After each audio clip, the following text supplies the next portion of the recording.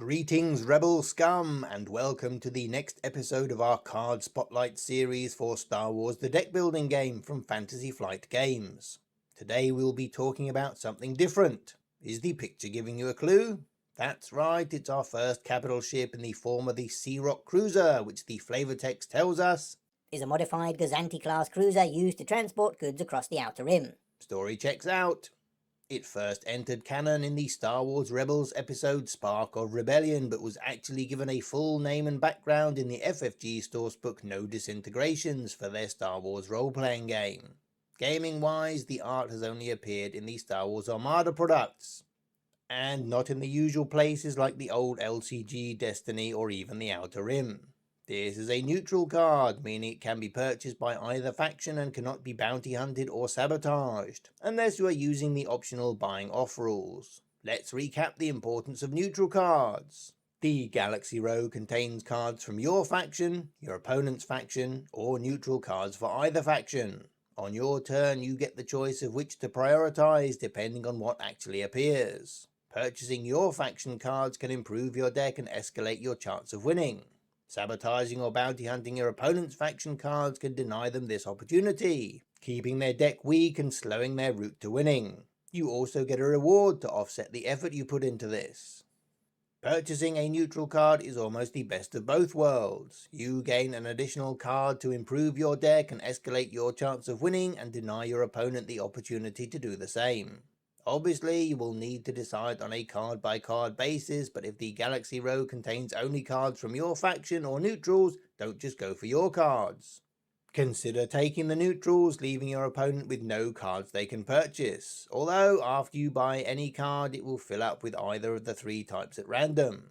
Still with us? Excellent. Let's recap capital ships.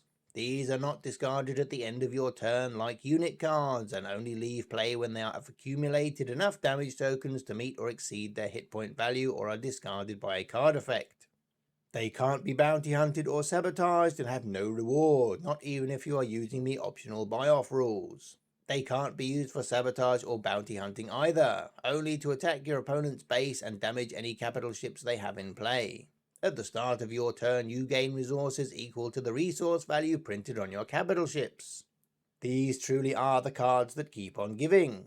So far, the cost value of every capital ship matches its hit point value, and most but not all have printed abilities. Now on to the C-ROC. This is a 3-cost capital ship, so it has 3 hit points, making this definitely one of the weakest capital ships in the game, but not actually the smallest, as that honor currently goes to the Rebel Transport.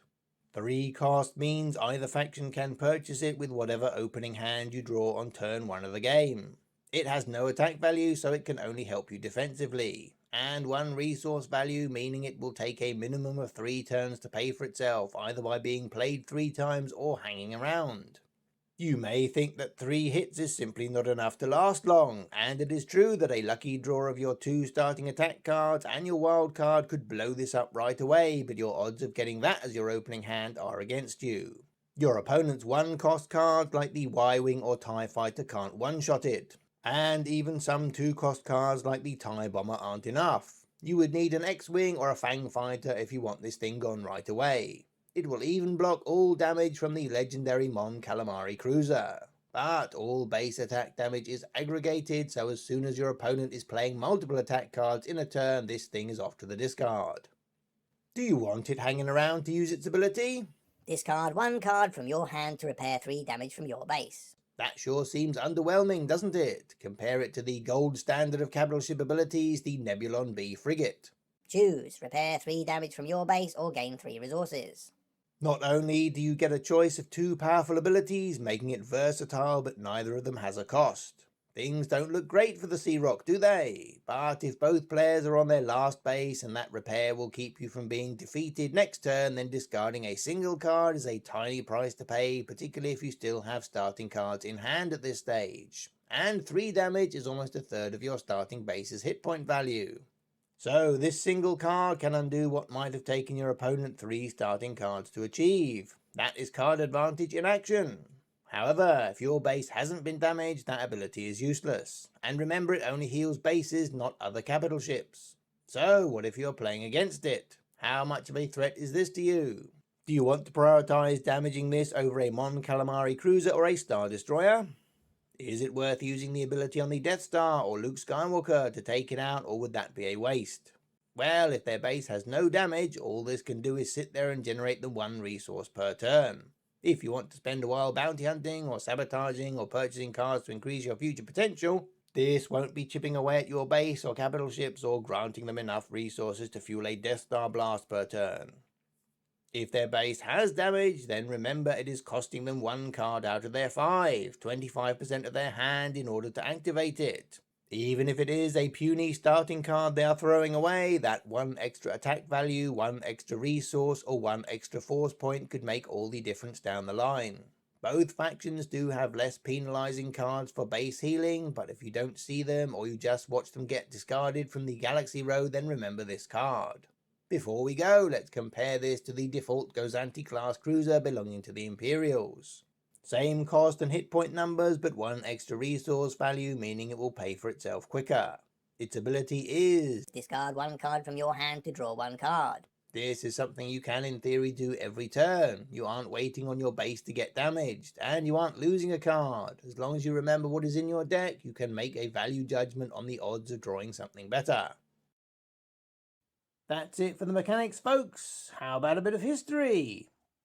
The C-ROC is a shipyard custom configuration for Corellian Engineering's Gozanti-class cruiser. Bulkier than the original Gozanti-class ships, the C-ROC was designed more for transport and cargo duties than for combat.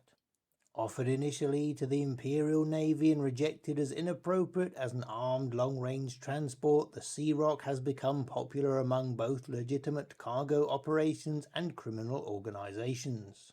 These ships are especially popular in the Outer Rim, where the combination of hauling capacity, rugged construction, and respectable fighting capabilities have gained the class many admirers.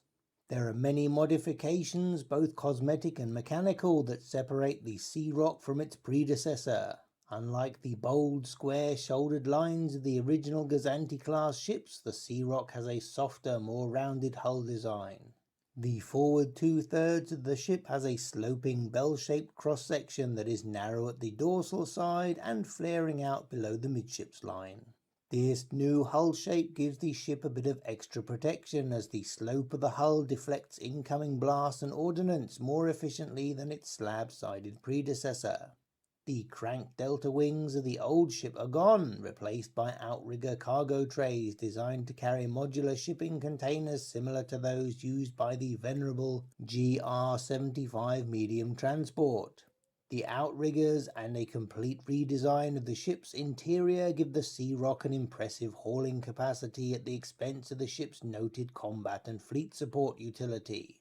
The two original Gyrodyne TER-58 ion engines were replaced by 5 newer, more efficient JV-80 ion drives by Novaldex, 2 each mounted port and starboard and 1 mounted on a dorsal spar.